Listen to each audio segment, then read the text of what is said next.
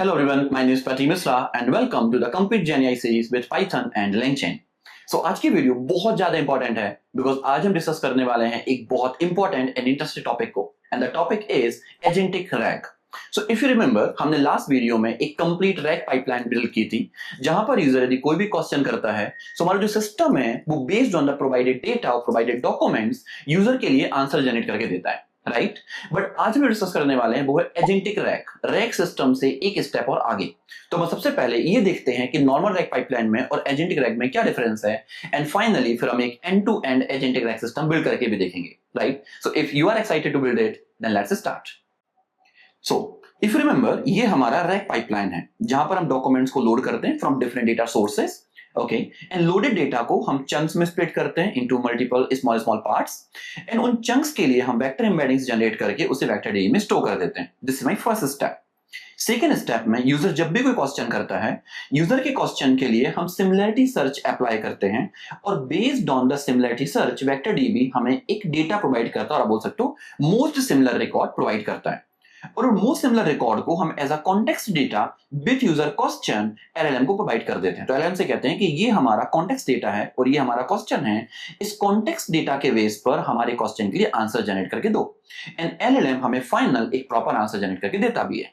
Perfectly fine. सो ये है हमारा रैग पाइपलाइन, ठीक है. बट नाउ यदि हम एजेंटिक रैग पाइपलाइन की बात करें so it's little bit different. Agentic rag pipeline को यदि अपन ध्यान से देखेंगे तो पहला जो स्टेप है वो कंप्लीटली सेम है. डॉक्यूमेंट को हम लोड कर रहे हैं, चंक्स में स्प्लिट करेंगे, वेक्टर एम्बेडिंग्स में कन्वर्ट करके वेक्टर डी में स्टोर करेंगे. बट नाउ जो हमारा यूजर क्वेरी का जो पार्ट है जहां पर यूजर क्वेश्चन करता है वो थोड़ा सा डिफरेंट है, राइट.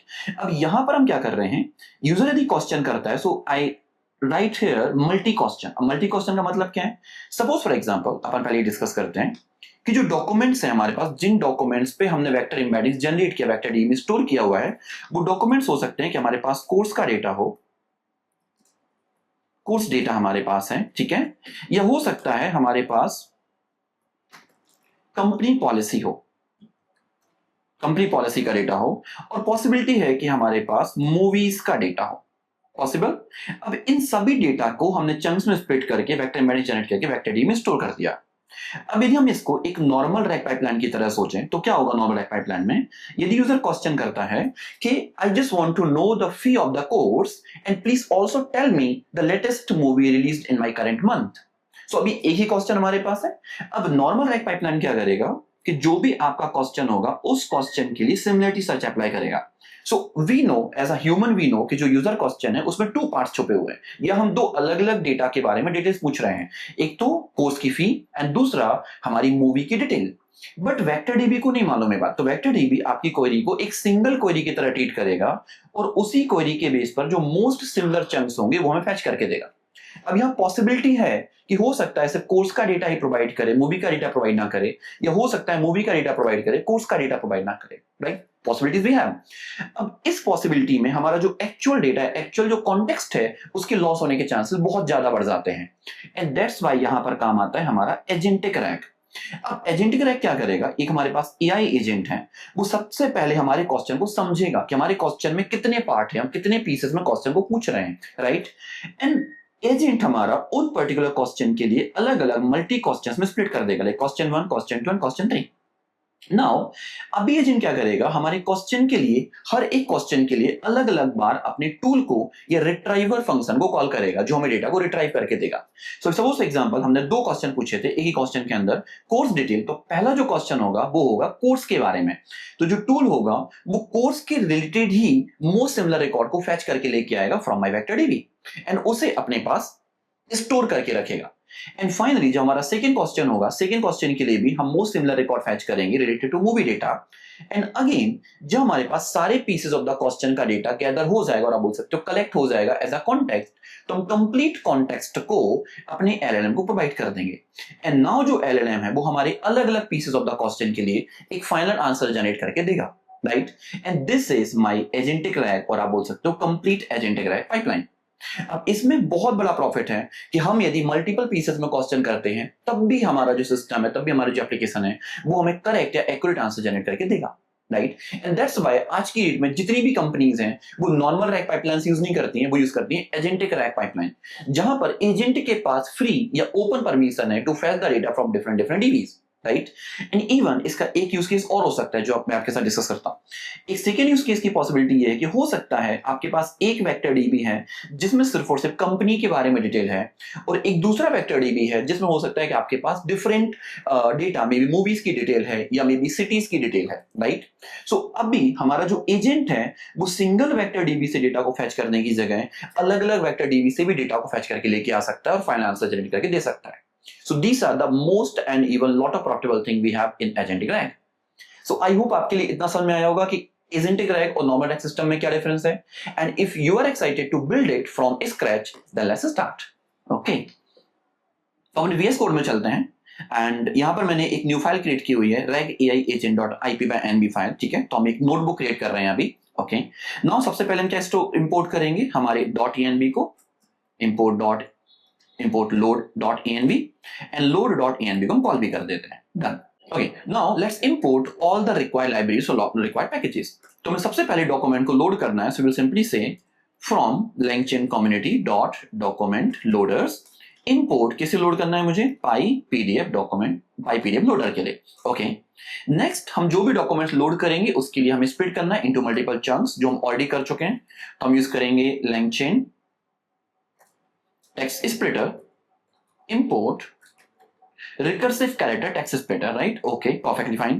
Then हमें splitted data के लिए embeddings भी generate करनी है, ठीक है। तो हम क्या करेंगे, from LangChain OpenAI import chat OpenAI and what we can say open embeddings, perfectly fine, right?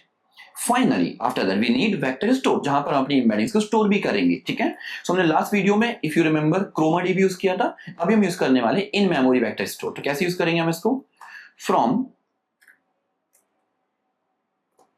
LangChain community dot vector stores import in memory vector store. Perfect, That's it. Okay, done. अभी हमें कुछ packages और चाहिए होंगे जो हम आगे discuss करेंगे when we need those. Okay, perfect. Now सबसे पहले हमें क्या करना है, डेटा को लोड करना है। So we'll simply say loader equals to PyPDF loader, और हमारी फाइल क्या होगी, so हम डेटा फोल्डर से लोड करेंगे। किसे लोड करेंगे देख लेते हैं अपन एक बार। So we will load medical report.pdf file. Okay. Perfect. So this is my loader, and now we'll simply say docs equals to loader dot load. Okay, इसे मिनिमाइज कर लेते हैं, ठीक है। नाउ अभी हम चेक करें कि डॉक्स की साइज क्या है। विल सिंपली से लेंथ ऑफ डॉक्स कितना मिल रहा है मुझे, 9 देखने मिल रहा है। परफेक्ट। नाउ अभी हमने जो डेटा को लोड किया, हम उसको नेक्स्ट स्टेप में क्या करते हैं, स्प्लिट करते हैं इनटू मल्टीपल चंक्स। तो कैसे करेंगे, so we need splitter equals to recursive character text splitter. इसमें क्या आर्ग्यूमेंट पास करते हैं, तो पहला हम आर्ग्यूमेंट पास करते हैं चंक साइज कितना होगा 1000, एंड चंक ओवरलैप कि कितने चंक्स हमारे ओवरलैप होने चाहिए। सो चंक ओवरलैप हम कितने करने वाले हैं, 200। Perfect. Now we will simply say docs, और हम इसको बोल सकते हैं splitted docs equals to splitter dot split documents, और डॉक्यूमेंट्स कहां स्टोर है हमारे पास, डॉक्स में स्टोर है। परफेक्ट। नाउ अभी स्प्लिट करने के बाद यदि हम चेक करें लेंथ ऑफ स्प्लिटेड डॉक्स, तो कितना मिल रहा है मुझे, 26। इसका मतलब है जो ओरिजिनल पीडीएफ की साइज थे, पीडीएफ के पेजेस थे, वो थे 9, बट हमने जब उनको स्प्लिट किया using recursive character text splitter strategy, then हमारे जो डॉक्स है वो कितने हो गए, कितने पेजेस में कन्वर्ट हो गए, 26 स्मॉल चंक्स में कन्वर्ट हो गया।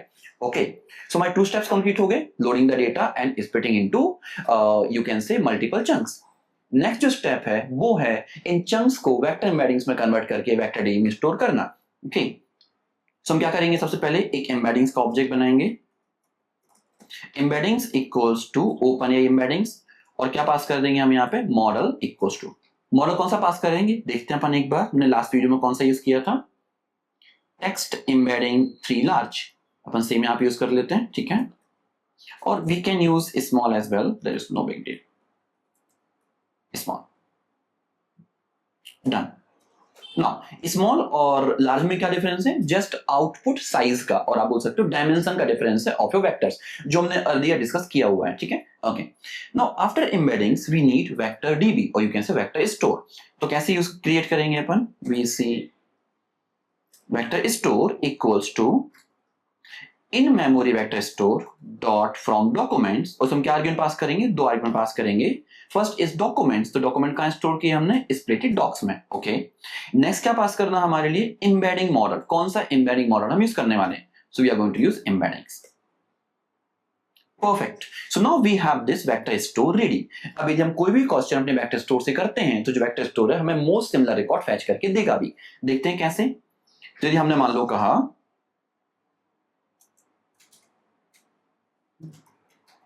record equals to vector store dot similarity search, और similarity search में क्या पास कर देंगे हम अपनी क्वेरी? तो maybe we are saying patient name. Okay, now देखते हैं सिमिलरिटी सेम रिकॉर्ड्स मुझे क्या मिला? साइज है 4। Okay, now if we say same records of 0 dot page content, you can say we are getting something, right? Miss Nikita Chaudhary, हमने क्या पूछा था? पेशेंट का नेम ही पूछा था, and we are getting some detail here, doctor Nitin Nahar, patient name is Nikita Chaudhary and all other things. So इसी data के बेस पर हमारा जो एलएलएम है हमें आंसर जनरेट करके देगा। ओके, सो नाउ अभी हमने बनाया सिर्फ पहला step, loading data, splitting, embeddings and vector store. Next step है वहां पर हमें बिल्ड करना है एक कंप्लीट एआई एजेंट को, जो based on the user query एक टूल को कॉल करे, और टूल को कॉल करके हमारे वेक्टर स्टोर से मोस्ट सिमिलर रिकॉर्ड को फेच करके लाए और फाइनल आंसर जनरेट करके भी दे। ओके, तो जब भी हम बात करते हैं कि हमें एक एजेंट बिल्ड करना है, तो एजेंट बिल्ड करने के लिए हम सबसे पहले क्या चाहिए? टूल्स। ओके, एंड नेक्स्ट हमें क्या चाहिए होगा? एक LLM model. Next prompt. Okay, perfect. तो अभी हम सबसे पहले क्रिएट करेंगे एक टूल, जो टूल यूजर की क्वेरी को रिसीव करेगा एंड क्वेरी के बेस पर हमें मोस्ट सिमिलर रिकॉर्ड को फेच करके देगा। ओके, तो कैसे कर सकते हैं? हम सभी को मालूम है, हमने लास्ट वीडियो में, इवन प्रीवियस कई वीडियोस में डिस्कस किया हुआ है डिफाइनिंग द टूल। ओके, तो हम एक फंक्शन बना लेते हैं, रिट्राइवर टूल। ओके, एंड ये टूल क्या रिसीव करेगा? क्वेरी, ठीक है, एंड क्वेरी का टाइप क्या होगा? स्ट्रिंग। Okay, perfect. अब जब भी हम टूल बनाते हैं हम सबसे पहले क्या डिफाइन करते हैं? Doc string. The working of that tool, हम अपने एलएलएम को कैसे बताएंगे कि पर्टिकुलर टूल क्या काम करेगा, तो वो उसे हम इन्फॉर्म करते हैं यूजिंग डॉक स्ट्रिंग। ओके, तो हम ट्रिपल इन्वर्टेड कॉमा लगाते हैं, and here we can define our working of this tool. This tool can help you to retrieve the relevant data of the PDF documents, and these PDF documents have details about medical reports.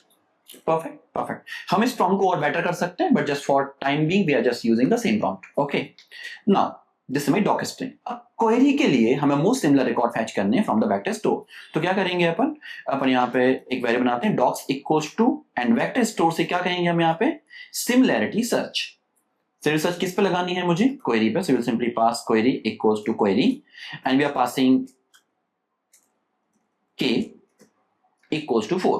k क्या करता है? k is responsible कि हम similarity search में कितने record similarly search करना चाहते हैं, राइट? यदि हमने k equals to 4 पास किया तो जो हमारा वेक्टर डीबी स्टोर में हमने जितने भी चंक्स स्टोर किए थे उनमें से 4 मोस्ट सिमिलर चंक्स हमारे पास फैच होके आ जाएंगे, ठीक है। ओके, यदि वेरीफाई करना है अपन एक बार चेक भी कर सकते हैं,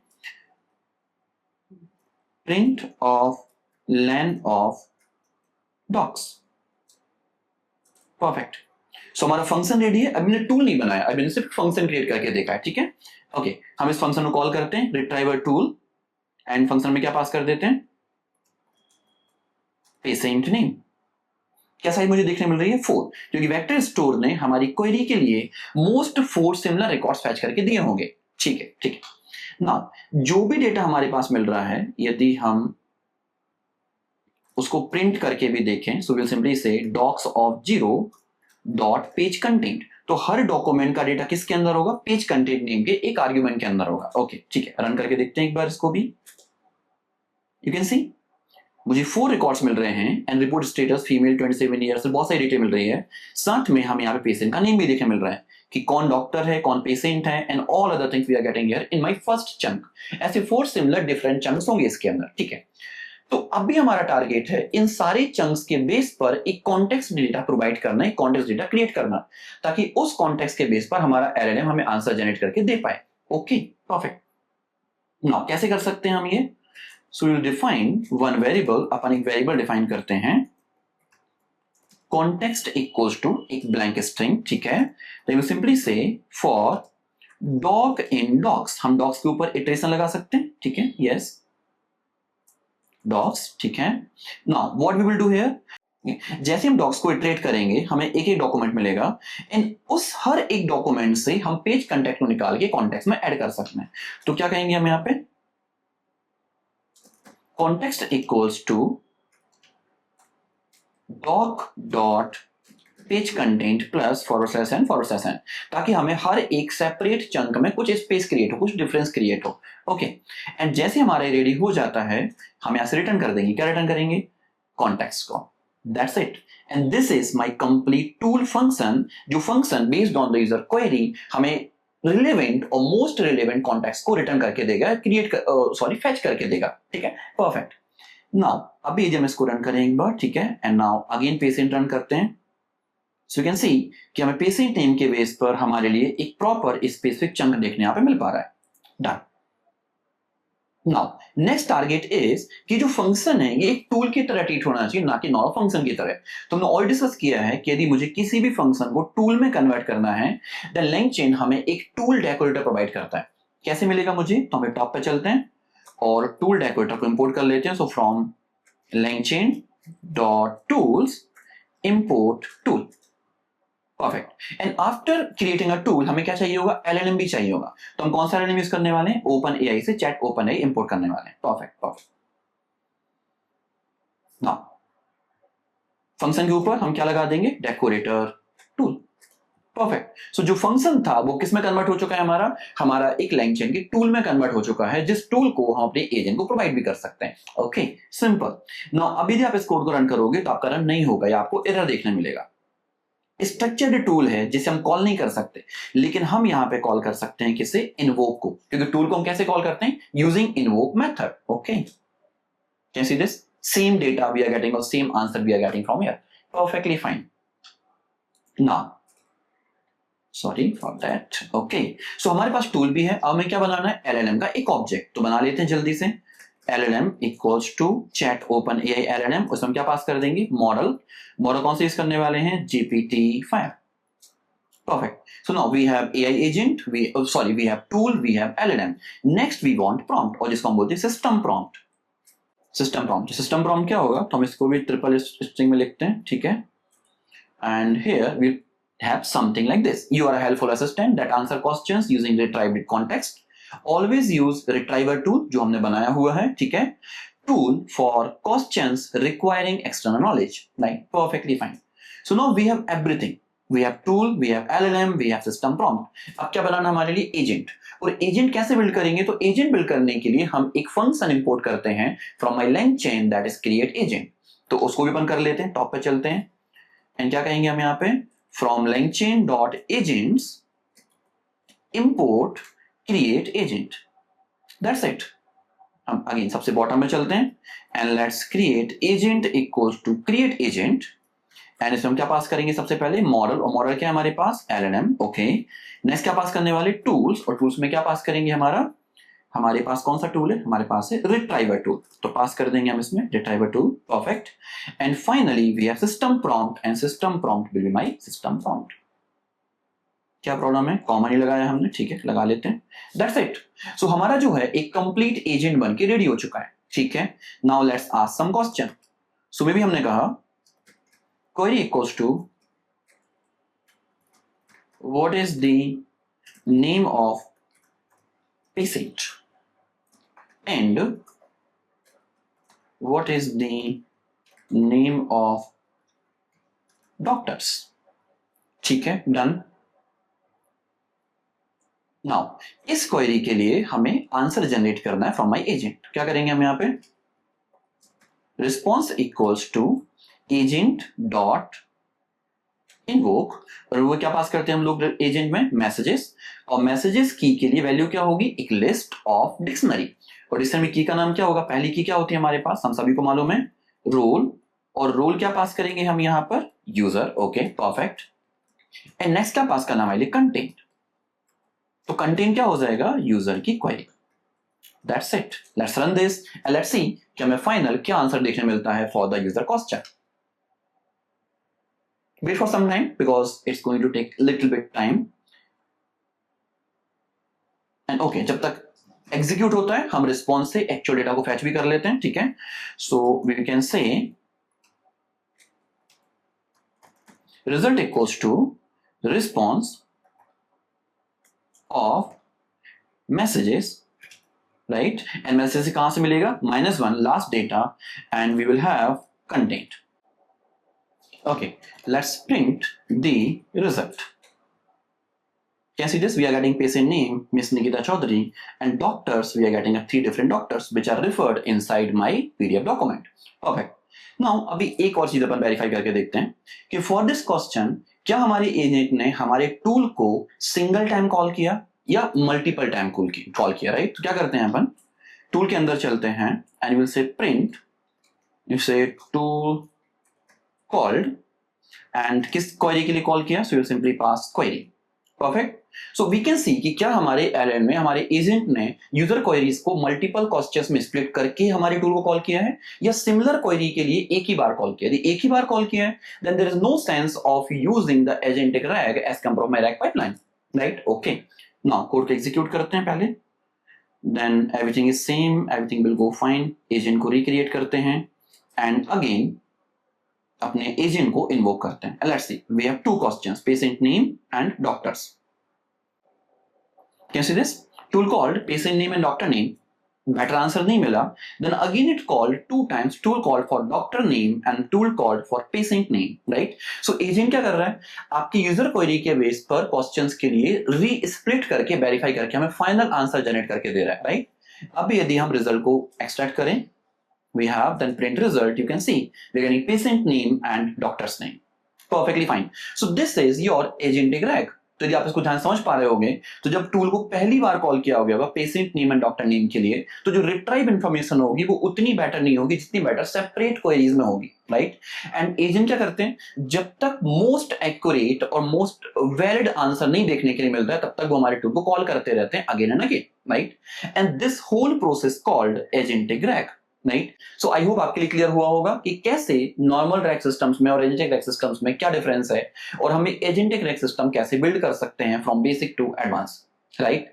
सो कमिंग वीडियो में हम क्या करने वाले हैं? हम एक कंप्लीट Q&A चैटबॉट बिल्ड करने वाले हैं from basic to advance, right, using a agentic RAG system, right. And जहां पर कोई भी यूजर अपना खुद का PDF अपलोड कर सकता है and based on the uploaded data you can ask your questions, right. So I hope you enjoyed this video. If yes, then like this video, share this video with all of your friends who really wants to learn the complete GenAI and complete X systems. I'll see you in the next one. Thank you so much. Have a good day.